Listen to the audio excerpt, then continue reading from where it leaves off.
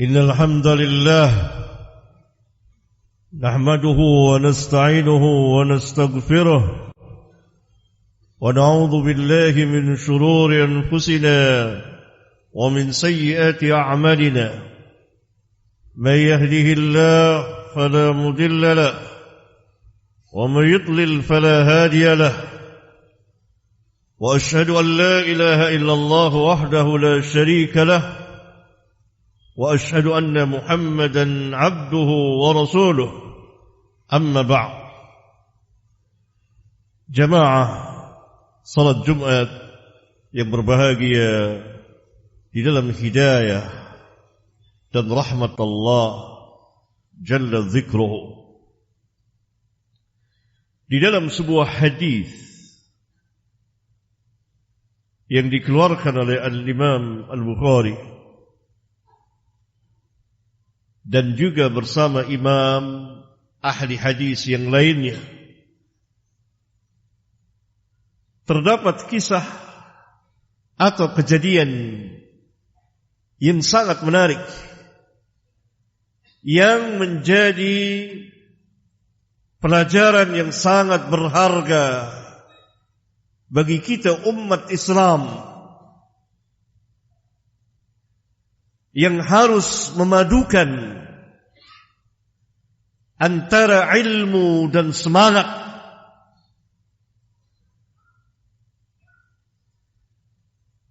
Ketika Rasulullah sallallahu alaihi wasallam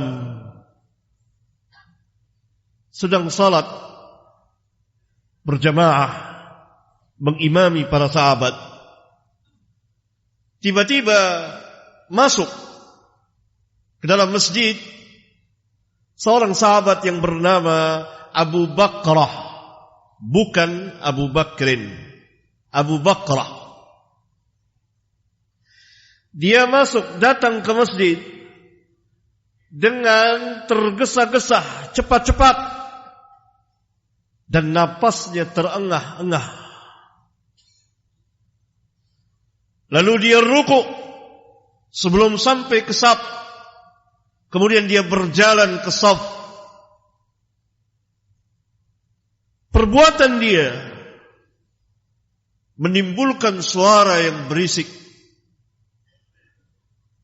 Jalannya yang cepat, nafasnya yang terengah-engah, sehingga Nabi yang mulia sallallahu alaihi wasallam mendengar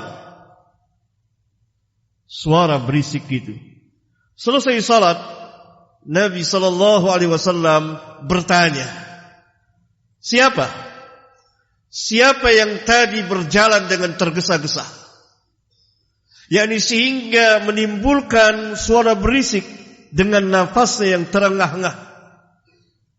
Maka Abu Bakrah menjawab, saya. Kemudian Nabi sallallahu alaihi wasallam bersabda kepadanya, Zadaqallahu hirsan wa la ta'ud. Semoga Allah memberikan tambahan semangat kepadamu, tetapi jangan ulang lagi perbuatan yang seperti itu. Ini hadis dikeluarkan oleh Bukhari dan saya padukan dengan riwayat yang lain dari Imam Ahmad, dari Imam At-Tahawi, dari Imam Abu Dawud dan lain-lain. Demikian ceritanya, kejadiannya. Abu Bakrah datang ke masjid dengan tergesa-gesa sehingga menimbulkan suara berisik dengan niat baik, niat ingin mendapatkan jamaah.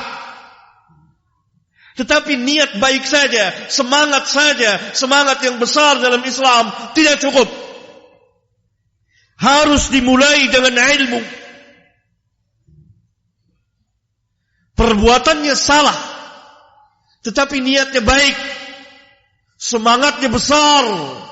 Karena umumnya para sahabat, seluruh para sahabat mempunyai semangat yang besar, gairah yang besar terhadap Islam.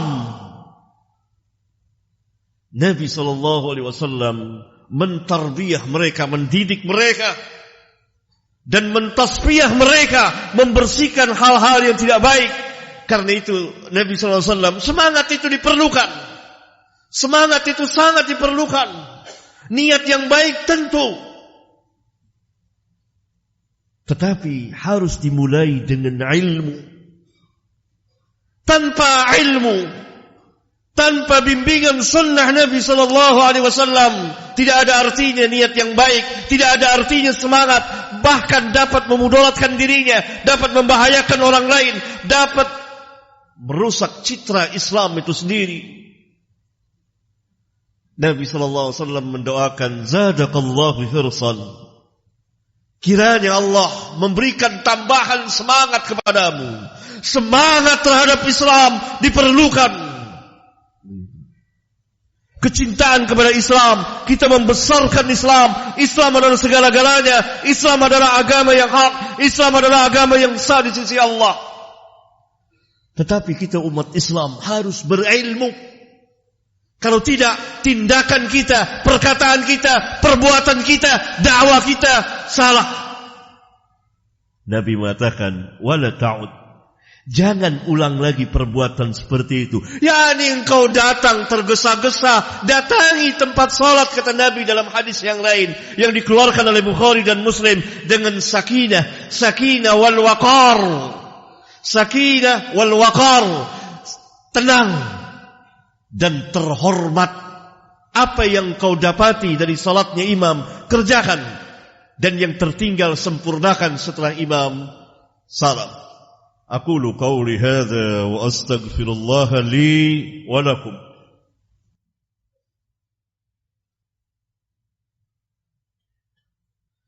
الحمد لله حمدا كثيرا طيبا مباركا فيه كما يحب ربنا ويرضى. وصلى الله وسلم على النبي الرحمة وعلى آله وأصحابه ومن تبعهم بإحسان إلى يوم الدين وبعد. Jamaah salat Jumat yang saya muliakan, dari kejadian itu kita tahu dan kita dapat mengambil ibrah, pelajaran. Sebagaimana Rabbul Alamin berfirman, fa'tabiru ya ulil absar. Ambillah ibrah, wahai orang-orang yang mempunyai pandangan, bahwa Islam mengasaskan, mendasari segala sesuatunya dengan ilmu. Dan ilmu adalah merupakan kekuatan Islam terbesar. Bahkan para ulama membuat kaidah, ilmu sebelum beramal dan berkata-kata.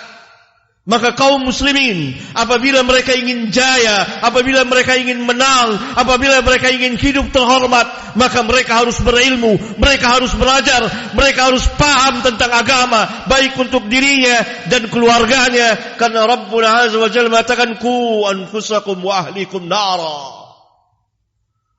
Jaga keluargamu, dirimu dan keluargamu dari api neraka. Wa'mur ahlaka bis salah, perintahkan keluargamu untuk salat.